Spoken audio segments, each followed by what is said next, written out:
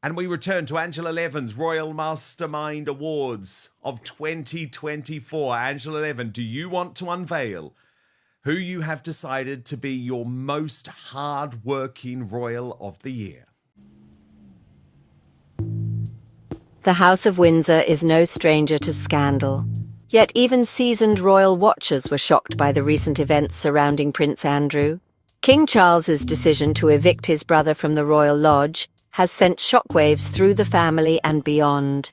The grand 30-room mansion nestled in the heart of Windsor Great Park has been Andrew's home for decades. Now, it seems, the Duke of York's time at the lodge is coming to an end. The eviction is not simply a family squabble. At the heart of the matter are serious financial and security concerns. Yeah, it was hard to come to this one, but after a lot of thinking, I chose Sophie, Duchess of Edinburgh. I thought because she gets on with her work very quietly, she's been to places that are very dangerous. She went to Shad in Central Africa, and it's terrible there that each child, she didn't find a single child or school pupil who hadn't been raped. And the things that have happened to them have been terrible. She also was the first member of the royal family who visited Ukraine, just after the Russian invasion. And she doesn't moan, she just absolutely gets on with it. And she's somebody who is always ready to help, rather like Princess Anne.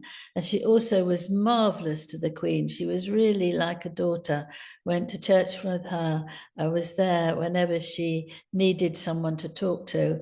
And I thought she's quiet and she doesn't sort of say, look at me. So I thought I would give her my award.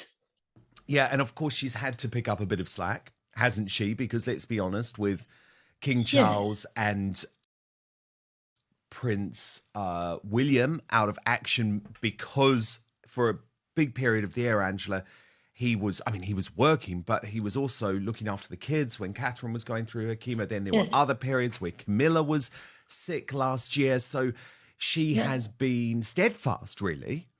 That's what I mean about she's always there. If somebody's not well or they can't actually do that, she will take it over and just sail through it. Well, she obviously doesn't sail because she has to learn it and has to be careful. But she doesn't say, no, I'm too busy.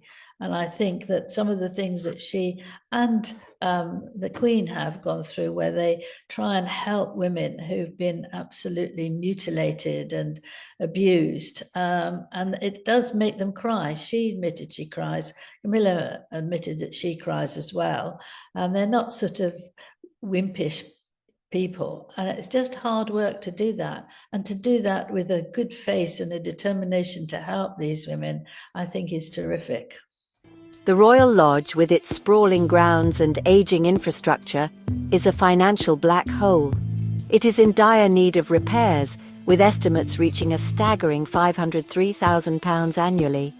King Charles, a known advocate for streamlined finances, is determined to modernise the monarchy. Part of this plan involves cutting unnecessary expenses. Andrew, however, seems reluctant to vacate the property. Perhaps he feels a sense of entitlement, a belief that he is owed this luxury. Perhaps he fears the loss of the lifestyle he has grown accustomed to. Whatever the reason, the Duke's resistance is palpable. He is, as sources reveal, refusing to budge. This standoff has created a tense atmosphere, with whispers of the dispute echoing through the halls of Buckingham Palace. King Charles III is a man on a mission. Since ascending the throne, he has embarked on a campaign to modernize the monarchy and bring its finances into the 21st century. This has meant making difficult decisions, including significant cutbacks to the royal purse strings. And of course, this year, Angela, there was the trip to Africa too, wasn't there? Yes, well, I mean, she went to Chad in Central Africa, asked by the government to do that, knowing that it was very dangerous. And she still handled it. When you saw her photographs of her, not too many, I don't know why there wasn't more, but that she was actually really caring about what she's doing.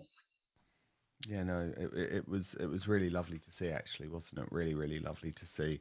And she is I think one of those assets in the royal family, and I think back, Angela, to when Charles was considering not granting his father, his late father, the wish of making Edward the Duke of Yes, Edinburgh and yes, Sophie Duchess of Edinburgh. And I yes, think, thank goodness he saw sense, yes, because they yes, deserve that title. And also, they're doing all of this good work. And the royal family really needs people who are doing things like this at the moment. And yes. they're younger, they're younger than Anne. So hopefully they've got, another 2 decades of hard work ahead of them More too. energy, yes. I think that was right. It was. I think I couldn't understand why it was so cruel not to give them the award. But she's worked very hard, and she's got more dignity now that she's got a different sort of honor. And I'm very pleased that she can handle that and show us that she is a remarkable woman. Yeah, indeed, indeed. Okay, this one's a little bit harsher, Angela, but we've got to do Yeah. it. Who is your worst royal of 2024? One of the most notable casualties of this financial overhaul has been Prince Andrew himself. The Duke of York's £1 million monthly allowance has been cut off, leaving him in a precarious position. The loss of his allowance is a significant blow to Andrew's lifestyle. It means he can no longer maintain his lavish lifestyle or fund the upkeep of the Royal Lodge. The King's decision to withdraw Andrew's security funding further compounds the issue. Without the protection of royal security officers, the Duke is vulnerable. This move has been met with mixed reactions. Some applaud the King for his fiscal responsibility and for holding his brother accountable. Others, however, see it as a heartless move, stripping a member of the royal family of their security and financial stability. The cutbacks are not just about money, they are a powerful symbol of the shifting dynamics within the royal family. Yes, well, again, that needed a bit of thinking, but in the end, I decided that it was Prince Andrew because he was pompous, and I thought that the way he behaved was very bad, and he hasn't really much helped the king. They didn't get on terribly well when they were children, and he tried very hard to stop the Queen from letting him marry Camilla. And it was a very cruel, nasty thing to do. But he does still think he's very important. That's the other thing. And that he does keep away from the royal family now. So that's very good in terms of not doing semi-royal visits. But he can't see where he's ever wrong. And I think that his whole approach, flying around the world. He was very keen on doing that, meeting not very nice people and doing deals with them. He can't do that now because if he goes to United States or different places, he can get taken by police and put in prison. So he can't do that. So he's very bored and he doesn't like it. And he's sulky, and especially with his house. He's got 30 bedrooms. Most people at a certain age think they will go down to less size, but he doesn't want to do that. He's a difficult man. Spoilt, I think, by the Queen, who liked him very, very much. 2024, I guess, might be known as the Siege of Royal Lodge. And this is the house in Windsor where Andrew has lived for a long time. It used to be the Queen Mother's house. It's a very beautiful house, Angela, and he absolutely does not want to move. And by the end of the year, the suggestion was that he had outwitted Charles by finding a way to stay. The shadow of the Jeffrey Epstein scandal hangs heavy over Prince Andrew. The Duke's association with the convicted sex offender has caused irreparable damage to his reputation and created deep fissures within the royal family. His daughters, Princess Beatrice and Princess Eugenie, have found themselves caught in the crossfire. While they remain loyal to their father, sources suggest they are struggling to reconcile his actions with their own values. This internal conflict is perhaps most evident in Princess Eugenie's relationship with her father. Once very close, the father-daughter duo now seems distant, their interactions strained. Some royal experts, myself included, believe that Eugenie is deeply embarrassed by her father's actions and is struggling to cope with the fallout from the scandal. This estrangement is further compounded by Eugenie's decision to relocate to Portugal with her husband and child. Yeah, so we heard that he has got someone who will help him. But I think actually the king should concentrate on helping himself get better. And when you've got somebody like that who doesn't want to cooperate, just leave them for a bit. But there is this thing that if he doesn't actually keep the building properly, then he has to leave. And it is crumbling. If you go and look at it, even from the outside, it's full of cracks and looks really rubbish, that nobody's lived there for 25 years. And I think that you can do something there. But I don't think the king should lose his energy by trying to have an argument with someone who will enjoy an argument, because anything he can do that's not nice, he might do, Yeah, best to leave. and look, the thing is, Angela, as well, I know they got rid of Prince Harry and Meghan Markle from Frogmore Cottage to offer that up to Andrew. But It's only got 5 bedrooms instead of 30, so Yeah. come on, why should he do that? Yeah, and that's his view. And his view, if you speak to people close to Andrew, is that he paid for the house. It was he used the money from the sale of the previous house that the late Queen had gifted to him as a wedding present. He has a 70-year lease, I believe it is.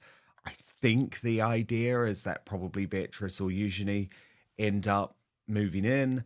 And obviously we know Fergie has a big wing of the house too. So he doesn't believe he should move out. So there you go. I would agree, though. I think Charles has bigger fish to fry. Yeah.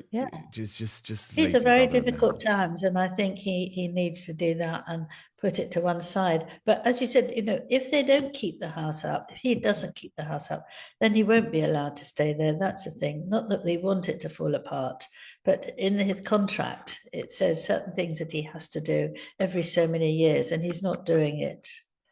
Yeah, the maintenance of the house, and Yes, our yes, understanding is that King Charles has now withdrawn his allowance to Prince Andrew. yes. So how is he paying? And the protection, he's not paying for the protection either, and he's not giving him £1 million that he gives them every year just to help him out. So, if he's getting it from somewhere, it'd be very interesting. I wonder if his daughters are helping him, but I wouldn't even know if that was right. While the move was officially attributed to career opportunities, some speculate that it was also driven by a desire to escape the constant scrutiny and negative press surrounding her father. The current controversies surrounding Prince Andrew and King Charles offer a glimpse into the inner workings of the British monarchy. They expose the family's vulnerabilities, the financial pressures they face, and the lingering impact of past scandals. As a royal biographer, I have had a unique vantage point from which to observe these events unfold. King Charles's actions demonstrate his commitment to modernizing the monarchy and ensuring its survival in a rapidly changing world. His willingness to make tough decisions, even when they involve his own family, speaks to his strength of character and his vision for the future of the crown.